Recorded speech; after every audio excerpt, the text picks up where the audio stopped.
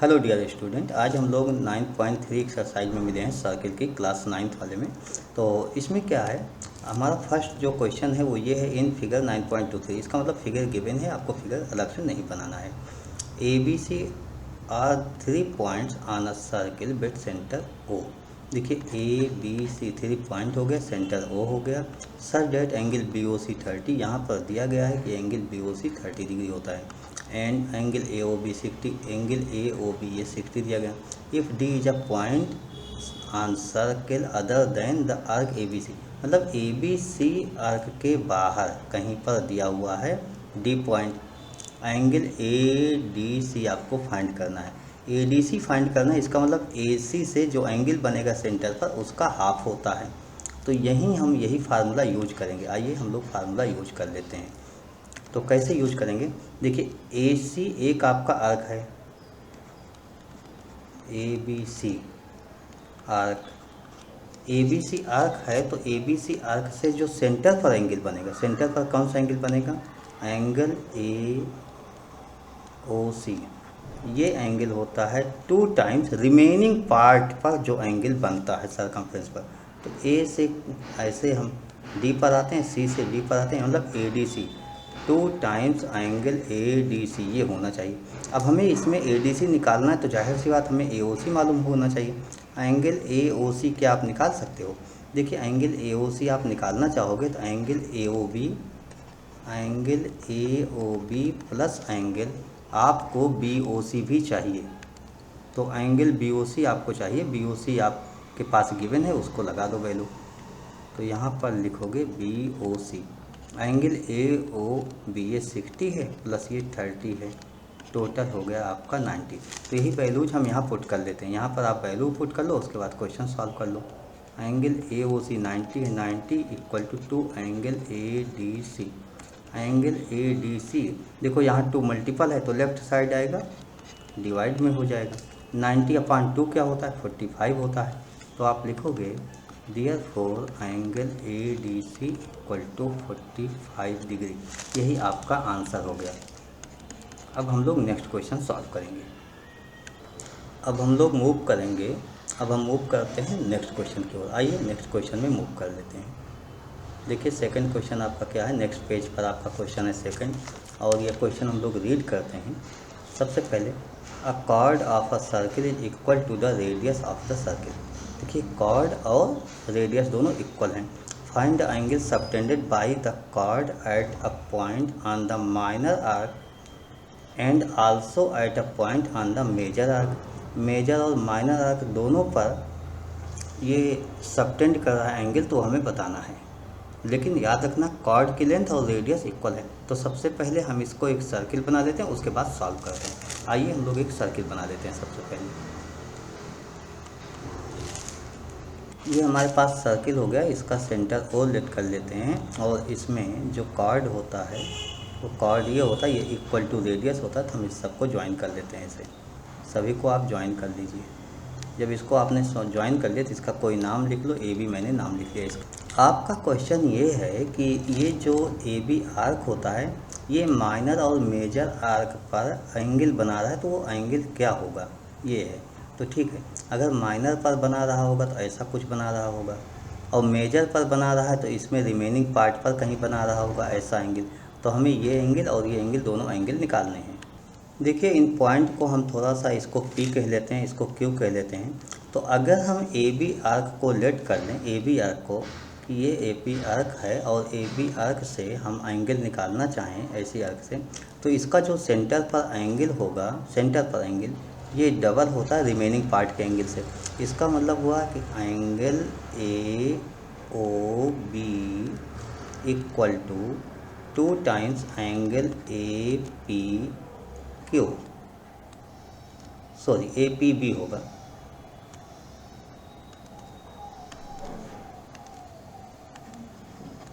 ये हो गया आपका। तो अब इसको निकालोगे कैसे आप, पहली बात तो यही हुई। तो इसको निकालने के लिए आपसे यही दोनों एंगल पूछा गया है। सबसे पहले आप ये समझिए ओ ए ओ बी और ए बी ये कैसा ट्रायंगल है। इक्विलेटरल है, मतलब सभी की साइड इक्वल है, और इक्विलेटरल का एंगल जो होता है 60 होता है, ये तो आप बहुत पहले से जानते हो। तो एंगल ए ओ बी तो आपका गिवन है, तो ये गिवन है तो हम लगा देते हैं, क्या दिक्कत है। 60 equal to angle A P B होगा, और angle A P B equal to 60 upon two 30 degree हो जाएगा। तो ये एंगल आपका आ गया, ये तो आपका A P B 30 degree angle आ गया। अब दूसरा एंगल हमें ए क्यू बी भी निकालना है। देखिए एंगल ए क्यू बी निकालने के दो तरीके हैं। एक तो तरीका यही है कि सिंपल सा हम कहेंगे कि हमारे पास ए ओ बी एंगल क्या होगा, इसका हाफ ये हो जाएगा। तो ये तो 60 है तो ये 300 होगा, ये 300 है तो उसका हाफ ये 150 हो जाएगा। तो ये आपका आंसर आ गया। लेकिन हम दूसरे तरीके से निकालते हैं कि हमें मालूम है 4 पॉइंट सर्किल पर होता है तो साइक्लिक क्वाड्रेटिक हो जाता है, और ये आपका साइक्लिक हो गया है। जब ये साइक्लिक हो गया तो उन सब का सम, एंगल्स का सम कितना हो जाएगा ये आपको मालूम है। तो एंगल्स का सम कितना होता है 180 होता है अपोजिट एंगल का सम। अपोजिट एंगल कौन कौन से होंगे, angle A P B plus angle A Q B equal to 180। तो ए पी बी तो अभी आपने 30 निकाल लिया, angle A Q B equal to 180। तो एंगल ए क्यू बी की वैल्यू आपने यहाँ से 180 माइनस 30 लिख दी 150। तो मैंने दूसरे तरीके से निकाल के बता दिया, जबकि दो तरीके यहाँ यूज कर सकते हो आप, और भी बहुत तरीके हैं लेकिन आप बस यही तरीका, तो इस तरीके से निकाल दिया। अब हम लोग मूव करेंगे नेक्स्ट क्वेश्चन की ओर। अपना थर्ड क्वेश्चन देखते हैं क्या होता है। आइए थर्ड क्वेश्चन देखते हैं। देखिए हमारे थर्ड क्वेश्चन में क्या है कि in figure 9.24 angle P Q R, हमारे पास फिगर गिवन है already. Angle P Q R 100 degree, P Q R 100 आपके पास गिवन है। Where P Q R are points on a circle with centre O find O P R, आपको O P are निकालना है। देखिए ये question बहुत आसान है, बहुत आसान है। आपको ये एंगल 100 दिया गया है ना, तो इसका मतलब हुआ इससे जो दो लाइन बन रहे हैं उनको निकालो। तो कहाँ पे हैं, एक ये है एक ये है। इसका मतलब इससे जो कॉर्ड बन रहा था, सॉरी आर्क बन रहा था, वो आर्क ये है आपके पास। तो इस आर्क से जो सेंटर पर एंगल बनेगा उसी का हाफ होगा वो। तो यहाँ से हम देख लेते हैं कि कहाँ पर है हमारे पास सेंटर पर एंगल। देखिए इससे सेंटर पर एंगल हमारे पास ये होता है, इस आर्क से ये होता है, तो इसी का हाफ तो ये है, तो 100 है तो ये 200 हो जाएगा। आइए इसको लिख लेते हैं, तो रिटन में हम वर्क करते हैं। तो इसको रफ कर देते हैं सबसे पहले, उसके बाद हम लोग सॉल्व कर लेते हैं। देखिए यहाँ हमने इस तरीके से बता दिया, तो आप लिखोगे ये वाला एंगल, दिस एंगल, तो ये एंगल, अब आप इसका कोई नाम लिखो नहीं तो गलत हो जाएगा, इसलिए कि आप एंगल लिखोगे यहाँ से देख के पी ओ आर, तो पी ओ आर में कन्फ्यूजन बहुत ज़्यादा होगा। क्यों कन्फ्यूजन होगा, आप इसको समझ रहे हो, कुछ लोग इसको समझ लेंगे, तो आप इसको इधर एक्स लिख लो, इधर वाई लिख लो, इस तरीके से लिखो। तो angle P O R equal to x, this equal to 2 times angle, इसी से एक्स वाले मतलब इससे, तो इससे अदर कहीं एंगल बना तो अदर सेंटर पर तो ये हो गया, अदर कहीं तो ये हो गया, एंगल पी ओ आर ये होना चाहिए। तो ये आपने ऐसे नोट कर लिया। अब इसकी कोई आवश्यकता नहीं है, इसको आप एक्स लिखे रहो और इसको वाई अपने पास रखो इस तरीके से। तो एंगल पी ओ आर आप लिखोगे, angle P O R equal to x equal to 2 into 100, तो एक्स इक्वल टू 200 हो गया।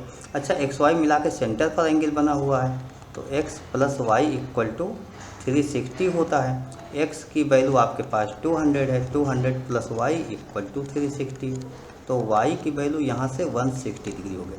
आपके पास वाई भी आ गया, तो वाई आ गया, बाकी अब हमें नहीं चाहिए, हमें वाई मिल गया, ये एंगल आपका 160 मिल गया। Angle P O R, in triangle P O R आप ऐसे नोट करोगे, in triangle P O R. इस ट्रायंगल को अगर आप देखो तो आप ये कहोगे O P equal to O R, O P equal to O R. देखिए किसी भी ट्रायंगल में अगर दो साइड्स इक्वल हैं तो अपोजिट एंगल भी इक्वल होंगे, therefore angle P equal to angle R, ये इक्वल होंगे और एंगल का सम 180 होता है। Angle P plus angle R plus angle O equal to 180 degree. Angle P plus R की प्लेस पर भी P लिख दो। क्यों लिखोगे? क्योंकि यहाँ तो है R इक्वल टू P, तो इसीलिए आप लिख रहे हो। प्लस एंगल O अभी आपने निकाल लिया 160 डिग्री होता है, इक्वल टू 180 डिग्री। तो 2 angle P equal to 180 minus 160, ये 20 हो जाएगा। Angle P equal to 10 degree, यही आपका आंसर हो गया। तो ये मुझे उम्मीद है कि ये क्वेश्चन समझ में आ गया होगा। अब हम लोग मूव करते हैं नेक्स्ट क्वेश्चन की ओर। आइए नेक्स्ट क्वेश्चन हम लोग देखते हैं। इसके बाद 9 पॉइंट, ये आपकी एक्सरसाइज जो भी है 9.3 या 9.2 9.3 है। 9.3 के 3 क्वेश्चन हो गए। अब हम लोग क्वेश्चन नंबर 4 में आते हैं। क्वेश्चन नंबर 4 क्या है? इन फिगर 9.25, इसका मतलब फिगर गिवन है। एंगल ABC 69, देखिए ABC 69 गिवन है, ABC 69 गिवन है। एंगल ACB 31 यहाँ से भी गिवन है, ACB 31 गिवन है। Find angle BDC, angle BDC आपको निकालना है। यहाँ पर आपको ये समझना है कि सबसे पहले इन ट्रायंगल ABC आप नोट करो। इन ट्रायंगल ABC आप ये जानते हो कि एंगल्स जो होते हैं उनका सम कितना होता है? 180। तो angle A plus angle B plus angle C, मतलब आप इस ट्रायंगल की बात कर रहे हो, इस पूरे ट्रायंगल की बात कर रहे हो, इस ट्रायंगल की बात कर रहे हो। तो इनके एंगल्स का सम 180 होता है।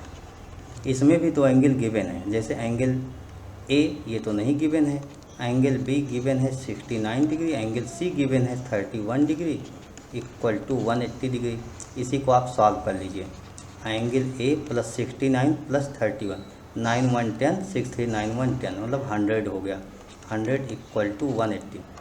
Angle A equal to 180 minus 100, 80 degree हो गई। एंगल A आपके पास आ गया। अब आप यहाँ थोड़ा सा ध्यान दो, एंगल A आ गया आपके पास, ये आपका 80 डिग्री हो गया एंगल A। तो आप थोड़ा सा याद अगर थ्योरम हो तो आपको अच्छा लगेगा, मुझे भी अच्छा लगेगा। BC एक कॉर्ड है, एक कॉर्ड के सेम साइड जो एंगल होता है वो इक्वल होता है, एंगल इन सेम सेगमेंट। तो इसका मतलब angle BAC angle BDC equal होगा। तो यही तो आपको लिखना था, बिल्कुल यही आपको लिखना था, हम यही नोट करेंगे। तो हम यही लिखेंगे। अच्छा, ये मुझे नहीं चाहिए तो इसको मैं हटा देता हूँ। अब आप क्या लिखोगे? Angle BAC equal to angle BDC, reason क्या होगा? Angle in same segment.